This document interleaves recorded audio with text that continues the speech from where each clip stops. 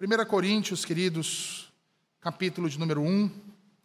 Vamos fazer a exposição dos versículos 1 a 3, que constitui aqui a parte da saudação inicial que Paulo faz à igreja e que classificamos como prefácio dessa primeira carta. Então, 1 Coríntios, capítulo 1, versículos 1 a 3, diz assim o Senhor. Paulo, chamado pela vontade de Deus para ser apóstolo de Jesus Cristo, e o irmão Sóstenes, a igreja de Deus que está em Corinto, aos santificados em Cristo Jesus, chamados para ser santos, com todos os que em todo lugar invocam o nome de nosso Senhor Jesus Cristo, Senhor deles e nosso. Graça a vós outros e paz da parte de Deus nosso Pai e do Senhor Jesus Cristo. Amém. Senhor Deus, a Tua palavra foi lida e agora será proclamada aos nossos corações. Toma o Teu servo em Tuas mãos, Senhor, e fala ao Teu povo nessa manhã, quebrantando os nossos corações e nos transformando para o louvor da Tua glória. Em nome de Jesus é que te oramos. Amém e amém. Meus irmãos, expor a primeira carta de Paulo aos Coríntios é um desejo bastante antigo de minha parte. Só para os irmãos terem uma ideia, quando eu estava no seminário, o texto que eu escolhi para fazer a exegese na disciplina de grego 4 foi exatamente um texto dessa carta. E desde então, ao estudá-la, senti o desejo de que, se aquilo que o Senhor havia aprovido na minha vida se concretizasse, de eu ser um dia ministro do Evangelho, que eu tivesse a oportunidade de expor essa carta. E hoje o Senhor me concede essa grande alegria. Meus irmãos, como diz aí o versículo de número 1, Paulo inicia essa carta com essa breve introdução, deixando bastante claro aqui quem escreve e para quem ela se destina. É por isso que, quando nós olhamos e estudamos acerca dessa epístola, nós percebemos que há um certo consenso entre os eruditos e também dentro da tradição cristã acerca da autoria dessa carta. Até mesmo entre aqueles mais críticos, pouco tem sido as críticas acerca da autoria paulina. Na verdade, há um consenso da grande esmagadora maioria de que, de fato, essa carta foi escrita pelo apóstolo Paulo. Então, além da declaração inicial, há também vários outros fatores da carta que atestam essa autoria a Paulo, desde o seu estilo literário de escrever, quanto a preferência por termos e expressões que são bastante característicos da sua linguagem escrita. Observe, então, que Paulo inicia a sua carta enfatizando aqui a sua vocação e o seu ministério. Observe aí na sua Bíblia. Ele diz, Paulo, chamado pela vontade de Deus para ser apóstolo de Jesus Cristo. E diante disso que Paulo começa a sua carta, meus irmãos, duas coisas precisam ser destacadas aqui. Em primeiro lugar, a sua vocação. E em segundo lugar, o seu ministério, o seu apostolado. Quanto à sua vocação, o termo que ele utiliza aqui é um termo que ele geralmente gosta de utilizar e o faz em muitas outras de suas cartas, para falar acerca de sua vocação, para falar acerca do seu chamado.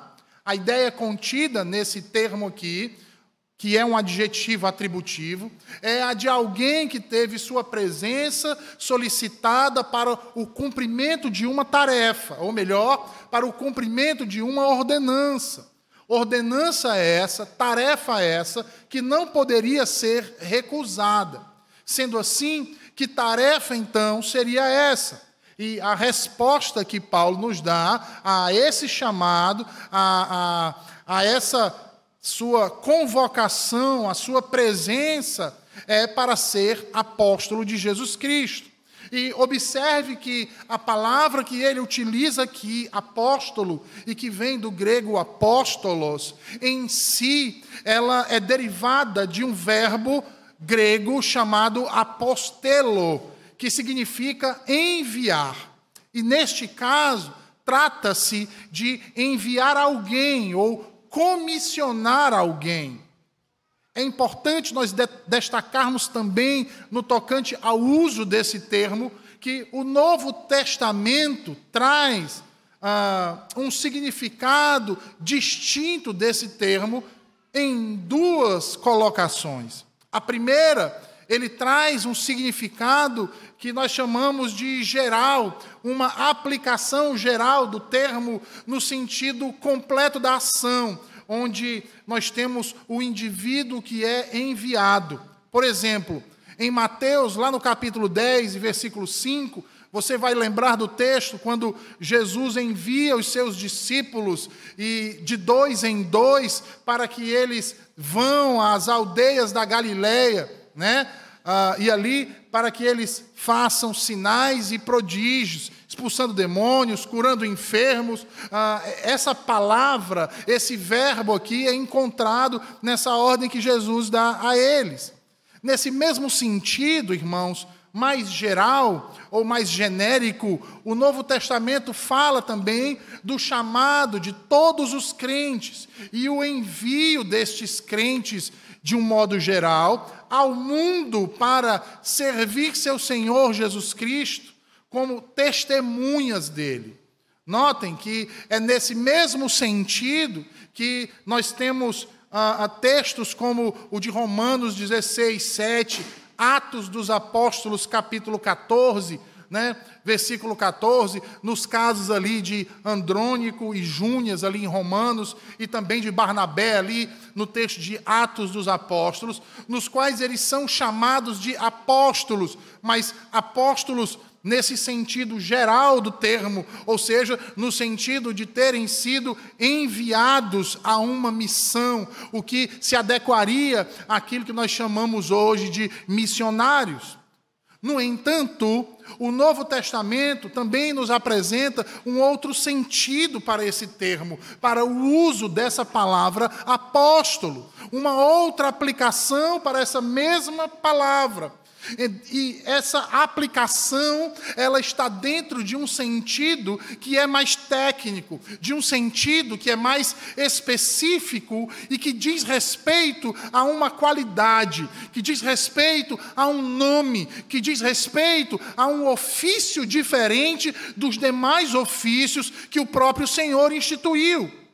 O termo apóstolo utilizado aqui, então, por Paulo, não é um ato, nem mesmo uma qualidade, mas um título, um nome que denota uma representatividade, que é conferida a alguém que é investido de uma autoridade tal para falar em nome daquele que o enviou, como se fosse seu autêntico, genuíno e verdadeiro ministro.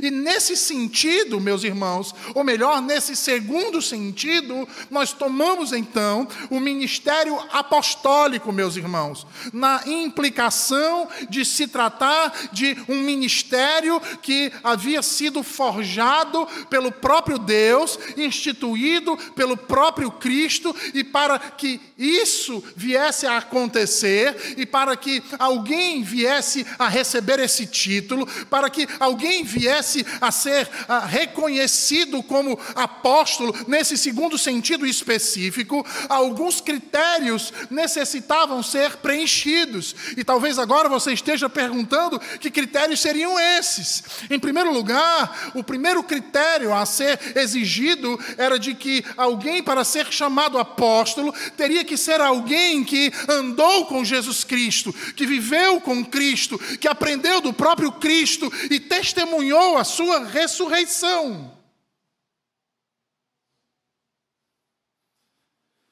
E quando nós observamos esse primeiro critério de cara, nós podemos muito bem saber que em nossos tempos nós não temos pessoas assim. Não temos, irmãos. Não temos. De modo que se você se deparar por aí com algum outdoor dizendo apóstolo fulano de tal, saiba que aquilo é mentira. E a mentira não provém de Deus. Isso deveria ser suficiente para você sequer ter curiosidade de saber quem é esse sujeito. Porque nós sabemos bem quem é o pai da mentira. Não precisamos ouvi-lo.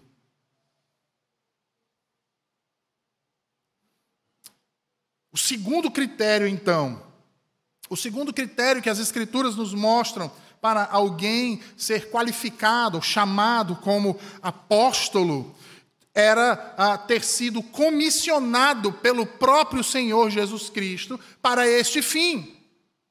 Esses eram, então, os critérios mais decisivos para o apostolado.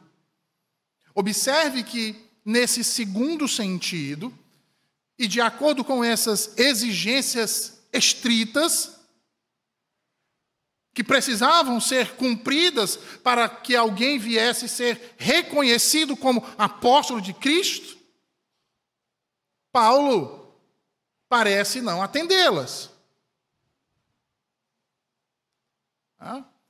E, por algumas vezes, o próprio apóstolo Paulo, de maneira livre, admite não preencher esses dois critérios, vírgula. Pelo menos não de uma forma direta. Ou melhor, da forma que os demais apóstolos. Não é que ele não cumpria esses critérios, mas sim que ele não cumpria esses critérios da mesma forma que os outros 11. Tá? Por quê?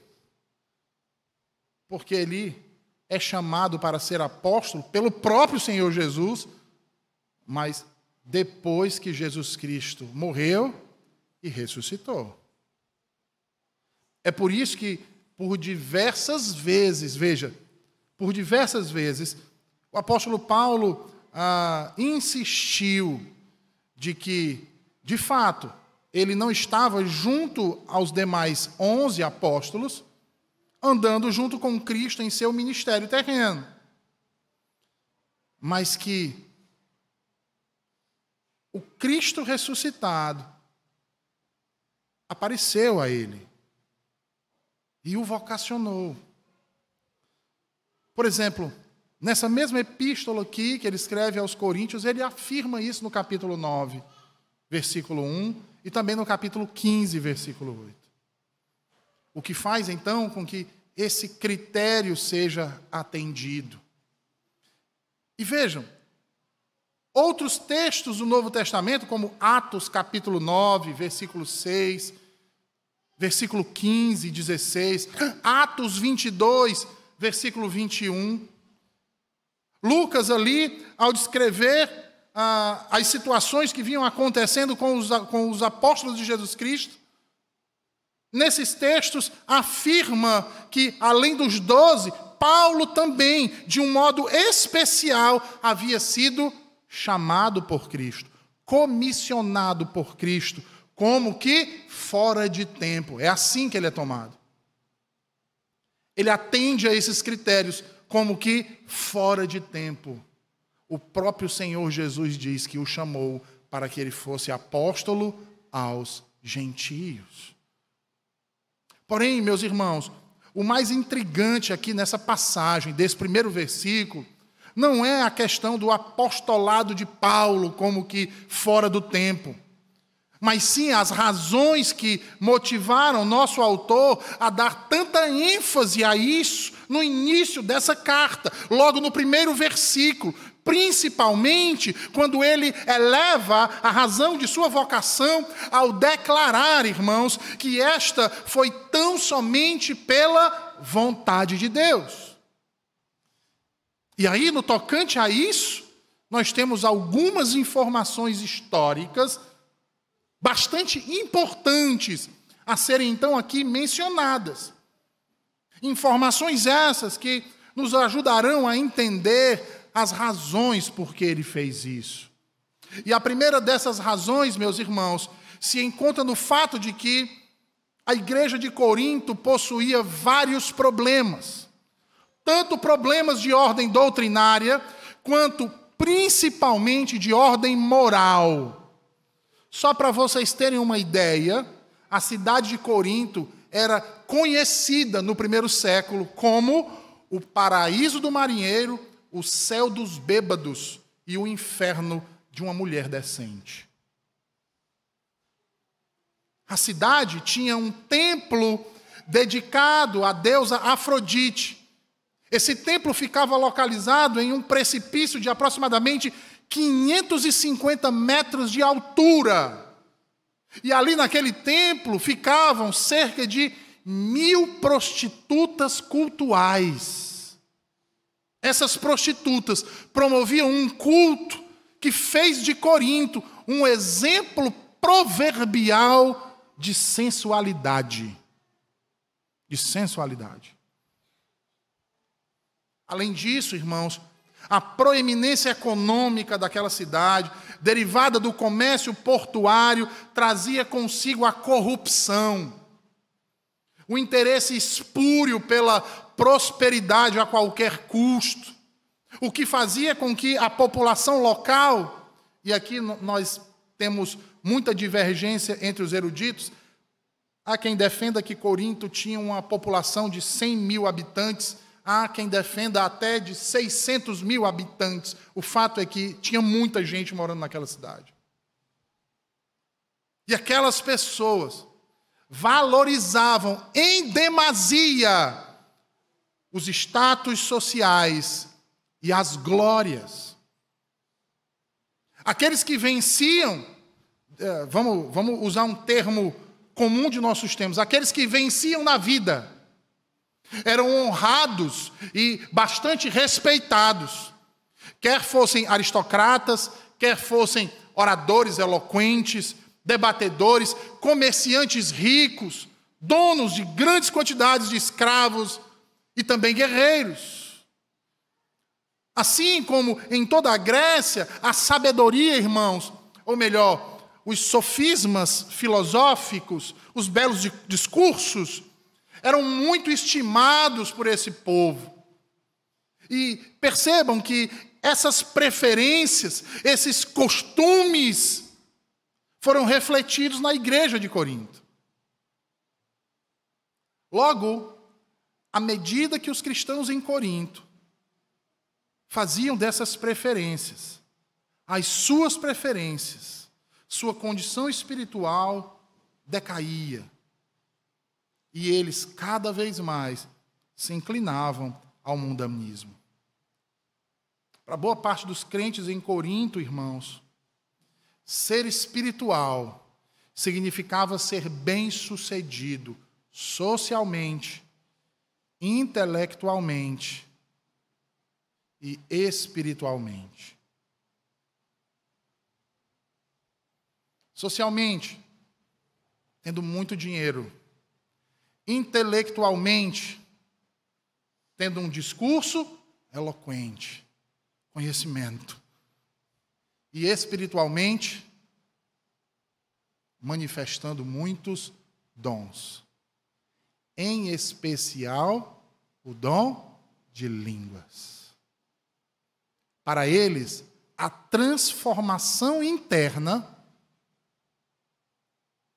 tinha que ser demonstrada na ostentação do sucesso que essas pessoas obtiveram em suas empreitadas, vistas em suas capacidades e nos resultados que obtiveram. E, meus irmãos, quando isso se espalhou dentro da igreja, as pessoas começaram a querer competir umas com as outras. Principalmente no exercício dos dons. E como eu havia dito, em específico, um dom, que era o dom de línguas. O resultado disso, irmãos, dessa competição ímpia e profana, e aí procurando ser bem ameno nas minhas palavras, tá? Resultou em conflitos motivados pela inveja e completamente em divisões. A situação era tão terrível, irmãos, que até mesmo as mulheres dentro da igreja vinham lutando pelo sucesso, o status, o poder, inclusive usurpando papéis de liderança, perturbando o andamento nos cultos, ostentando as suas opiniões. E provavelmente faziam isso inspiradas naquelas chamadas retairai. Essas retairai, esse é um termo grego que se referia às cortesãs do primeiro século. Estou com uma linguagem tão amena hoje, né, irmãos? Os irmãos que não têm muita familiaridade com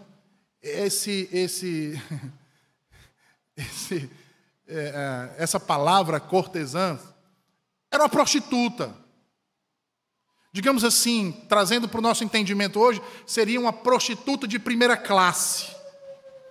Essas retairai, prostitutas de primeira classe, elas não eram qualquer mulher, elas eram mulheres cultas, inteligentes.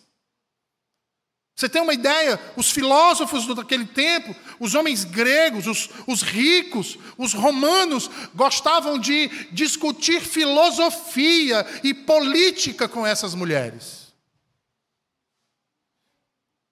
Então nós não podemos descartar que dentro da igreja de Corinto, talvez, algumas dessas mulheres fossem antigas retairai.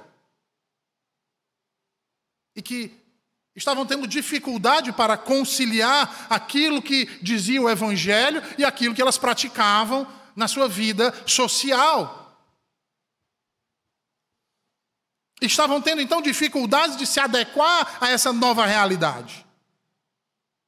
Mas o fato, meus irmãos, é que por causa dessas coisas, a igreja se encontrava dividida em partidos. Como Paulo deixa claro aí no versículo 10. Observe aí, desça aí um pouquinho.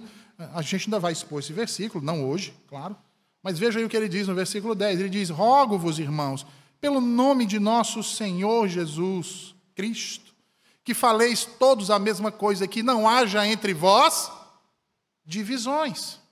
Por que Paulo está falando de divisão? Ora, porque chegou aos ouvidos dele que a igreja estava dividida. Dividida. Por isso ele faz um apelo. Veja aí, ele diz: antes sejais inteiramente unidos na mesma disposição mental e no mesmo parecer. O que ele está dizendo com isso? Sejam um só no pensar e no agir, no crer e no observar. E notem também que, apesar de ter passado ali naquela cidade pelo menos 1 ano e meio, né, a quem não gosta de utilizar 1 ano e meio, 18 meses, dá no mesmo. Pregando o Evangelho de Cristo, até porque foi Paulo quem plantou essa igreja em Corinto. Ao que tudo indica, Paulo já não desfrutava mais da confiança de todos ali naquela comunidade. Por quê, irmãos? Porque outros mestres estavam sendo suscitados em detrimento de sua pessoa. Entre esses outros mestres, nós encontramos Apolo, Pedro, conforme aí o versículo 12. Veja aí o versículo 12. Paulo diz assim: refiro-me, veja bem, olha, as divisões Descambou em quê? Em partidos. Veja aí o que ele diz. Refiro-me ao fato de cada um de vós dizer: eu sou de Paulo, e eu de Apolo, e eu de Cefas, que é Pedro, e eu de Cristo. Aí no versículo 13 ele diz: acaso Cristo está dividido?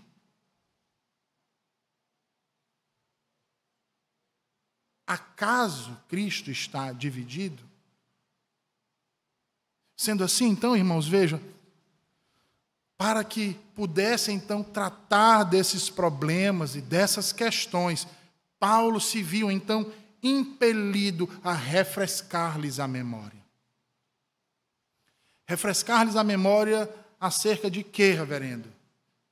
De sua autoridade sobre eles como apóstolo de Jesus Cristo. Chamado por Deus, não por homens. Feito apóstolo pela vontade do Altíssimo, não por sua própria vontade ou interesse.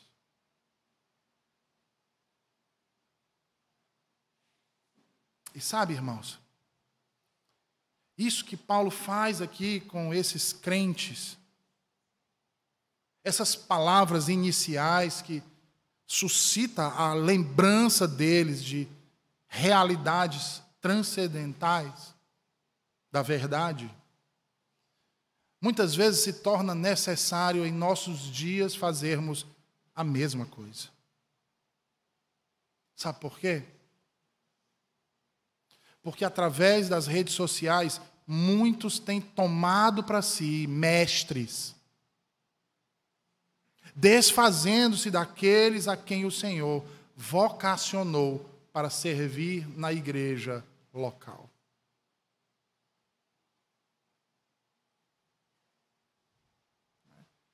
Como ontem foi até colocado no nosso grupo aí, a igreja do metaverso, multiverso.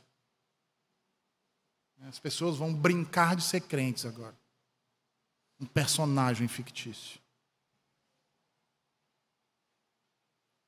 Muitos irmãos em nosso tempo têm elegido pastores midiáticos. Presta atenção.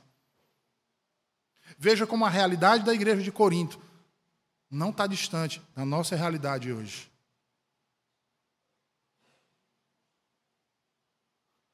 Muitos têm elegido pastores midiáticos. Homens, e acreditem, até mulheres bem-sucedidas. Homens e mulheres com milhares de seguidores. Se tornou um critério. Parece que quanto mais seguidores, mais santo aquela pessoa se torna. Mais sábio. Mais cheio da unção do Espírito Santo de Deus. E aí quando chega na igreja local, olha para o pastor como um cachorro velho, manco. E aí o que fazem? Dividem-se em partido. Porque o pastor não é isso. Porque o pastor não é aquilo. Porque o pastor não é aquilo. Eles têm tomado estes como espelho, irmãos.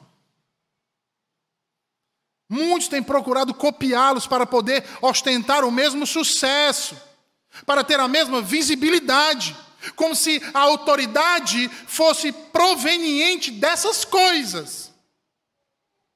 Quantos jovens não têm desprezado ofícios como o da diaconia?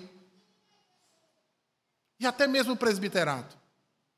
Ávidos por se tornarem pastores, achando que ao alcançar tamanha proeminência, alcançarão respeito, status, poder, autoridade para fazer, falar, como, quando e com quem quiser.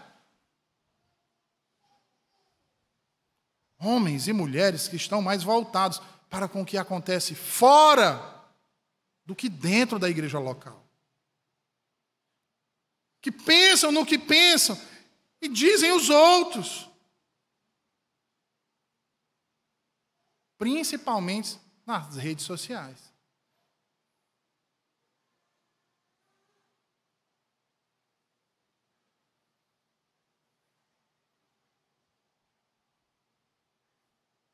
Irmãos, nossos dias são tão difíceis. Dias em que crentes professos têm sentido inveja uns dos outros, raiva uns dos outros.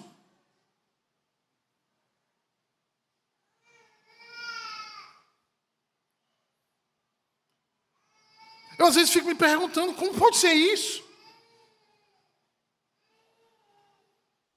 Pessoas que estão dentro da igreja e sentem raiva porque determinada família, determinado irmão, determinada jovem, determinada criança, determinado marido, determinada esposa, são homens, mulheres, pequenos, velhos, grandes, piedosos.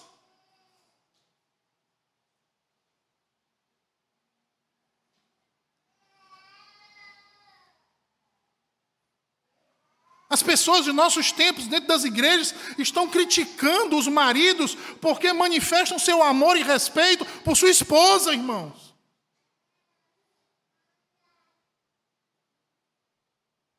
E o inverso também.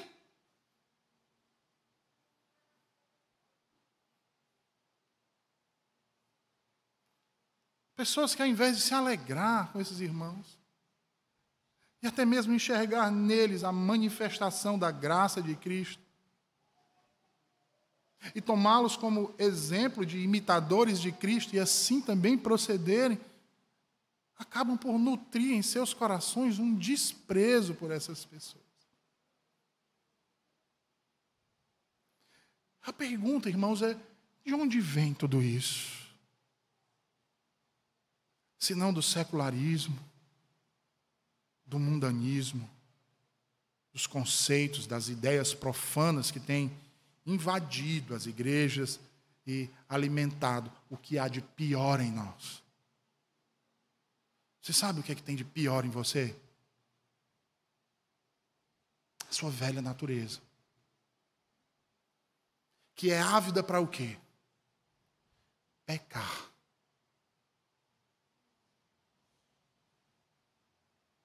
Que evangelho você tem ouvido nesses últimos dias? Que verdade você tem vivido nesses últimos dias? Que Cristo você tem testemunhado nesses últimos dias? Você já parou para pensar nisso?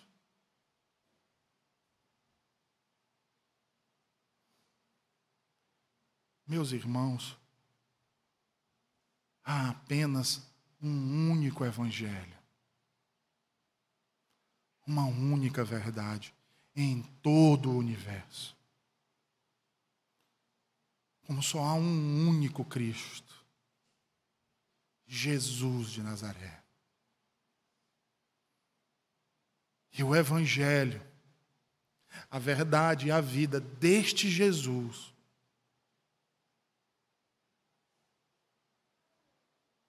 não propaga o mal, a maledicência, a inveja, a discórdia, o ódio, a disputa, a competição, a mentira. Esse Cristo e esse Evangelho que as Escrituras nos apresentam não são causa de divisões, dissensões. Não busca holofotes, nem muito menos qualquer tipo de ostentação. Sabe por quê? Porque ele não está preocupado com a popularidade, pelas views, né? Assim que chama, né? As curtidas. Não, Jesus Cristo não está preocupado com isso, nem muito menos o evangelho dele. A preocupação é com a verdade, é com a justiça, é com o perdão e principalmente com o amor. Esse é o Cristo que temos proclamado aqui, que temos procurado seguir e que temos amado. é esse Cristo, Jesus de Nazaré, que domina sobre os nossos corações. E Ele domina com seu amor e com sua graça, com sua verdade, nos transformando e nos fazendo a cada dia mais parecidos com Ele. Por isso, é a glória dele que almejamos, e não a nossa. Aliás, como diria Paulo, o que temos a nos gloriar em nós mesmos, senão nossas próprias fraquezas.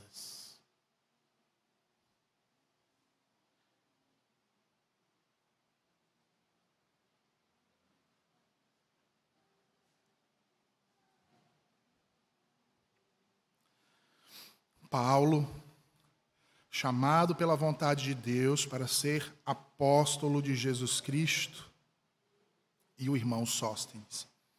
Percebam que, ao final do versículo 1, Paulo acrescenta ao seu nome a identidade de uma outra pessoa, a quem ele chama de irmão Sóstenes. E ao que tudo indica, esse Sóstenes aqui era um crente bastante conhecido da igreja de Corinto, e também muito respeitado por eles, visto que Paulo teve que lidar com algumas questões delicadas, como nós já vimos. Sóstenes pode ter, então, contribuído tanto para o conteúdo de certas partes da carta, como também ter contribuído como uma testemunha de que tudo aquilo que chegou aos ouvidos de Paulo era verdade, porque, inclusive, Sóstenes estava junto dele, confirmando que o que haviam dito a ele era verdade. E para isso, meus irmãos, é preciso, então, nos lembrar que Paulo esteve em Corinto pela primeira vez, naquilo que nós chamamos de suas viagens missionárias, né? Depois que ele passa por Filipos, e são visitas bem conturbadas. Quando a gente lê Atos dos Apóstolos, nós percebemos isso, né? Ele passa por Filipos, ele passa por Tessalônica, ele passa por Bereia, e aí ele vai para Atenas, e quando volta de Atenas, ele vai para Corinto. E aí, quando ele chega em Corinto, ele chega sozinho, porque os seus companheiros de missão, que eram na época Silas e Timóteo, eles haviam ficado na Macedônia. Paulo mesmo vai dizer que quando chega em Corinto, ele chega só. E se você observar aí o capítulo 2, versículo 3, ele vai dizer que chega àquela cidade em fraqueza, temor e grande tremor. Ora, ele havia sido preso, chicoteado, né, apedrejado, expulso, perseguido.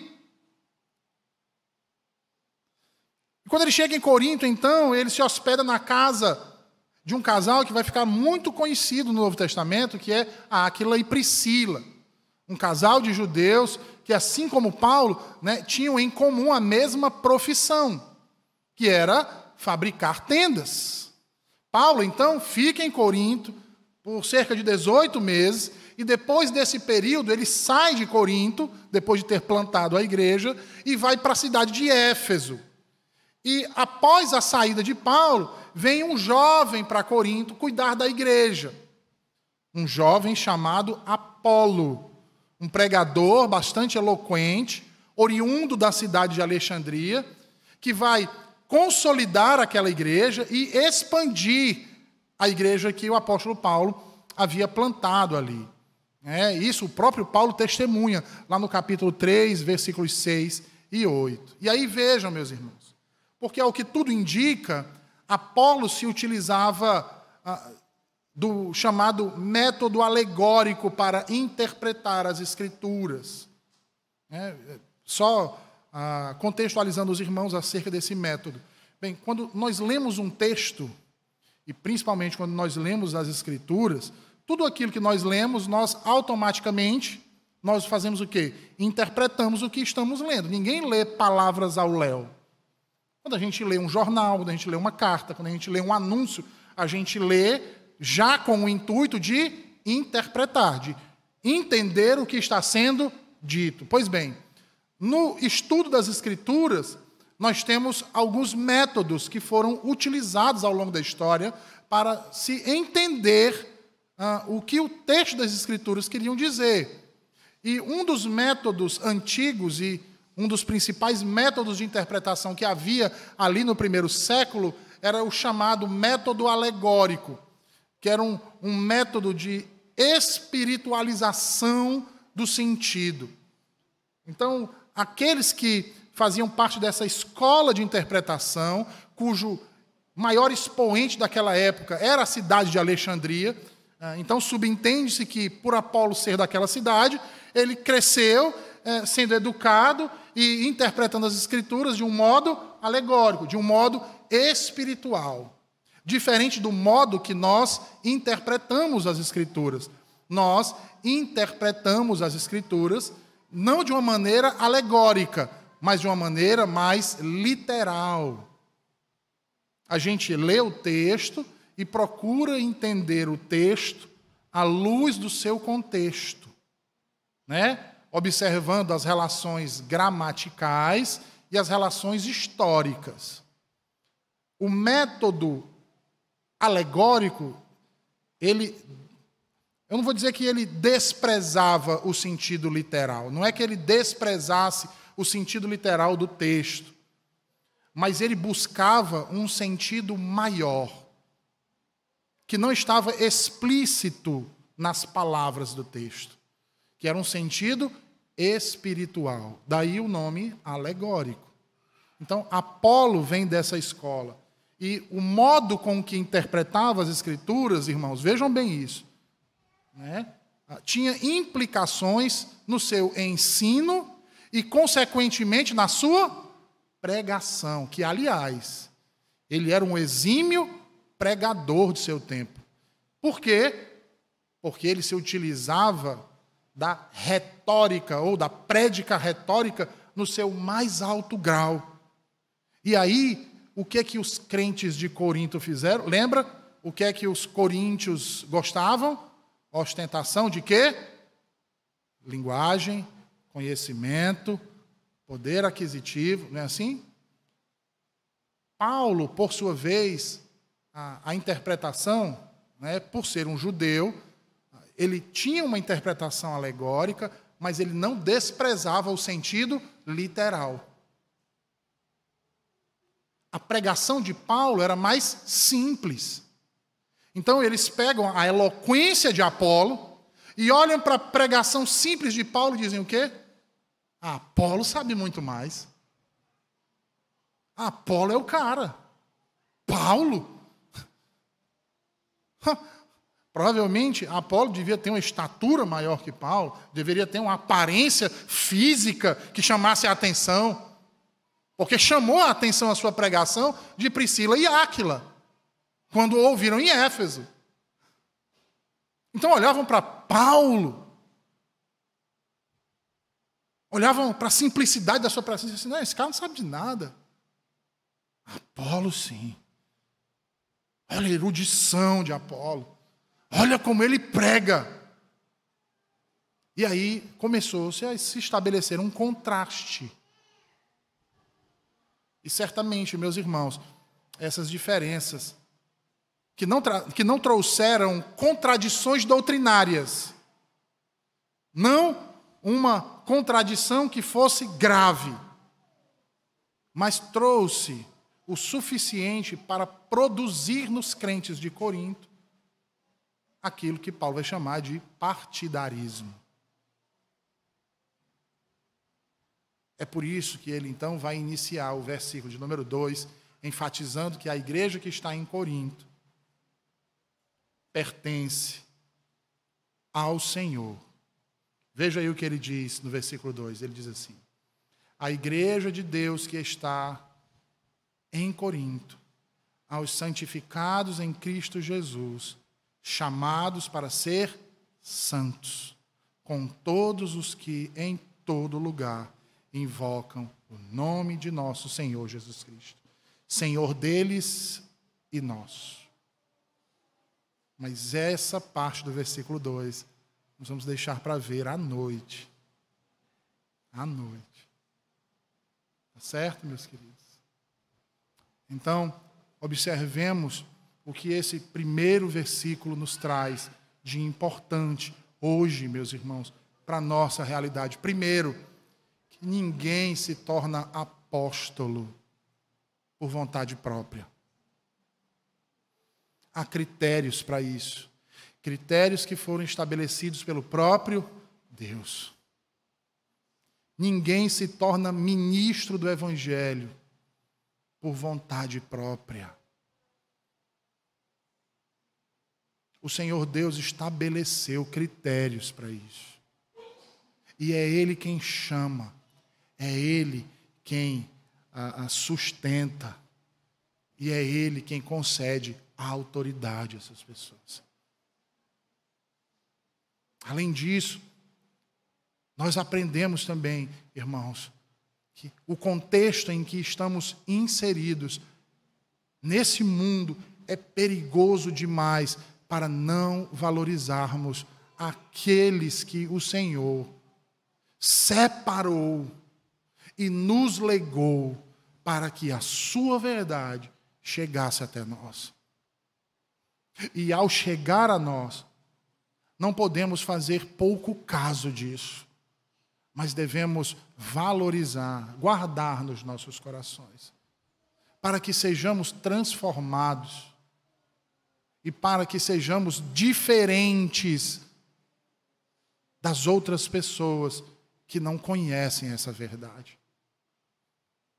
Que nós nos lembremos que o chamado de Cristo, não apenas para o apostolado, não apenas para o ministério da palavra, mas principalmente para sermos seus filhos, envolve que, assim como Ele nos amou, amemos também uns aos outros. E o amemos acima de todas as demais coisas. E sobre isso nós trataremos logo mais no culto vespertino. Vamos orar, meus irmãos? Senhor Deus, obrigado por Tua palavra nessa manhã aos nossos corações. Agora, Senhor, nos abençoa também, ó Deus bendito, com a Tua graça, nos fazendo enxergar essas verdades, aplicando todas elas na nossa vida, Senhor. Perdoa os nossos pecados e perdoa-nos se agimos por inveja, porfia, buscando o nosso próprio interesse, Senhor. Mas que venhamos a agir e viver para a Tua glória, amando-nos uns aos outros, como Tu tens nos amado, nos lembrando sempre da Tua graça e da Tua misericórdia nas nossas vidas, para procedermos da mesma forma com nossos irmãos. Em nome de Jesus, amém e amém. Vamos